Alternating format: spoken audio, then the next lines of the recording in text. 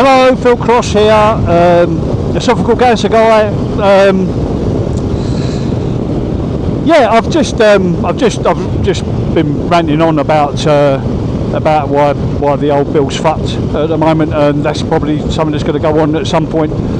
You might be interested to hear me ranting a load of shit about that, but I'm talking about the cancer thing on this particular episode.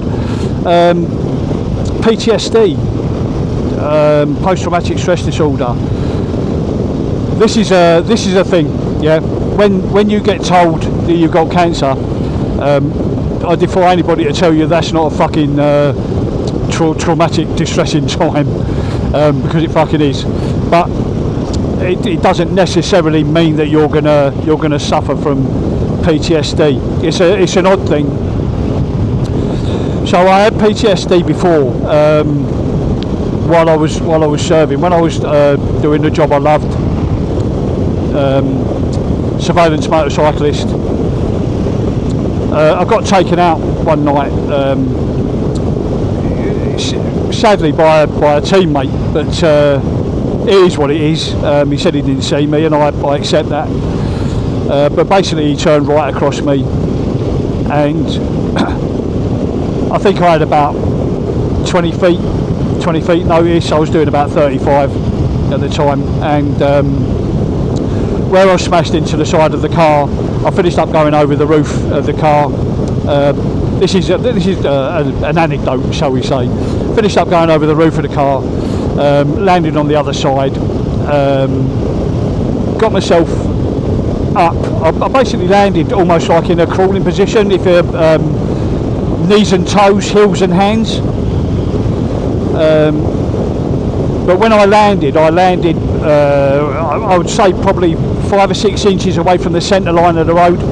And as I hit the floor, I basically hit the floor and stopped. I didn't roll or anything.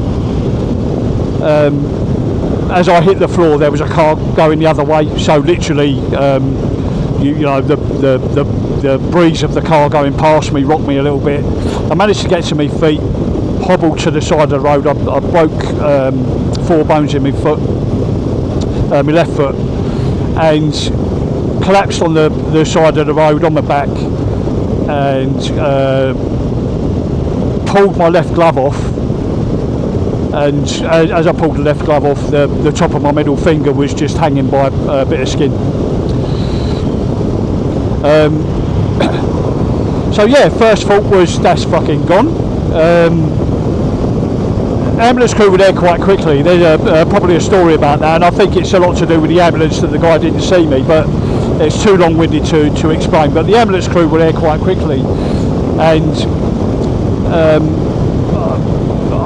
the pain I had in my foot was just ridiculous. It was far outweighed the pain in the finger, and then my sort of thoughts were that I'd lost my foot. As it turns out, I didn't.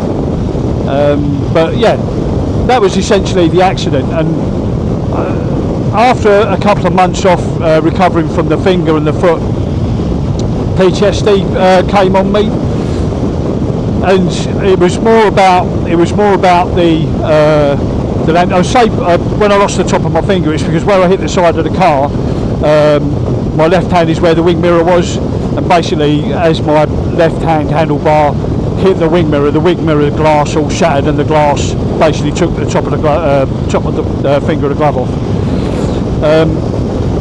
But where I landed and being so close to the car, that's where the PTSD come, because it was like, fuck me, that was 6 inches to the right, and that would have been me. And that's how it comes on you. It's quite a very dark thing. So I got treated for that. And so I knew what the sort of the feeling of the PTSD was coming. You become sort of disassociated. You're very vacant, and your partner will probably pick up on it before you do. And then when your partner sort of says to you, "What's going on? What's the matter with you?" You'll say nothing's the matter with you, because you don't really realise what's going on. So yeah, being told you've got cancer is traumatic, it is stressful. And you've got to bear in mind there is a possibility that this kind of thing might come to you. So there is the opportunities for you to nip it in the bud. Macmillan's very, very good, very approachable, and you know, although there's they do have a little bit of a waiting list, it's actually not that long to wait, and they are very good. They are very good at what they do. So if you feel that PTSD is coming onto you, then go and see them. You know, try and nip it in the bud. Speak to them about it. It's not just the actual the event. You know, when I went to speak to Macmillan's about the PTSD that hit me about the cancer, what you find is, or what I found is, it's not necessarily the cancer you talk about. It's almost like the cancer is the straw that broke the camel's back. From all the stuff that you've built up through your life, working life, you know, early life, whatever it may be, you find yourself really speaking about other stuff other than the cancer, and you'll be quite surprised. It's not necessarily that you talk about all the time. You do talk about it, of course you do. You know, one of the things that sort of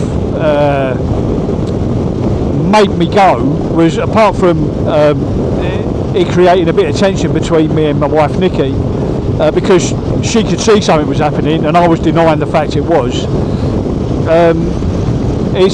You start getting these sort of thoughts of, you know, why the fuck should I bother? You know, we're going to fucking die anyway. What's the point? You know, this kind of thing. You know, it's that kind of outlook, that attitude that brings you to those sort of dark thoughts, and it doesn't really help, I think, early on when you've got people, you know, acquaintances, even loved ones that say to things, you know, oh, you're having a treatment or whatever, there's light at the end of the tunnel. Do you know what I mean? And it's that old adage, you know, it could be a fucking train coming the other way. But it's that kind of when I finished all of my treatments and I was just in that position where I had to start getting myself fit again, it's like, well, you know, you've got to live your life now. You know, you've had your second chance. You know, you've got to live your life. And there's a couple of things out of that kind of give me the needle. Number one, what did I do to fuck up the first chance? I've been given a second chance, but why did I fucking need it in the first place? What did I fucking do wrong? And this is one of the things that came out of the therapy. You know, I spent 30 years as a police officer, and I came out with an exemplary record, but I wholeheartedly was looking at it from the point of, well, what was the fucking point? Because during my service, I've always sort of been proud of myself in respect of my integrity has always been there. No, for example, I ride a motorbike. I've never ever given anybody a ticket for speeding. Why would I give somebody a ticket for speeding? I'm not a fucking hypocrite. You know, there are times when people speed, I speed, everybody speeds. So it's that kind of thing. And you think about, recently there was a guy in one of the sort of northern constabularies, bless him, who got fucking sacked because he swore at a bloke wielding a knife. And it's, what the actual fuck is going on? Because I swore at people during incidents. I swore at people, and if there was a time where I arrested somebody and I swore at them when I arrested them, I would write it in my notes. I've actually stood in the box at court and read my notes out and told the jury and the court why I told this geezer to fuck off or wind his fucking neck in, and if I used the language, I wrote it down. Now I'd be fucking sacked for it. But it's that thing of honesty. I told him to wind his fucking neck in before I nicked him. So right there, it's what happened. You know, it's what happened, and I can tell you a couple of stories about that. But it's just that thing where you